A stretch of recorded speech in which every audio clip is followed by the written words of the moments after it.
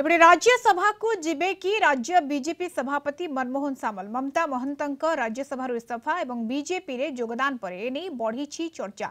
राज्यसभा को जिबा चर्चा नहीं प्रतिक्रिया रखिछन्ति मनमोहन सामल कहिछन्ति दलर संसदीय कमिटी एने निष्पत्ति नेब। कोरापुट गस्तरे जाय जिलार विकास ने राज्य सरकार को योजना संपर्क में कहिछन्ति। कोरापुट जिले में पर्यटन को गुरुत्व दिया जाउछि।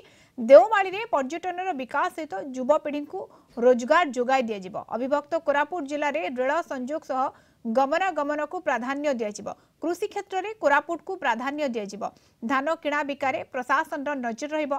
या द्वारा चाषी उपकृत हेबे। कोटिया प्रसंग में से कहते कोटिया ओडिशा रे थिला ओडिशा रे रहिबो। एने राज्य सरकार तत्पर रहिछन्ति। कोरापुट रे दलीय संगठन को सुदृढ़ कराजिबो बोली से कहछन्ति। दल निष्पत्ति करियो पार्लियामेंट पार्टी दिल्ली रे हम ई विषय निष्पत्ति नियो चर्चा करियो। तुम तो चर्चा करिया पे कोई मनगड़ा कहानी लिखियो के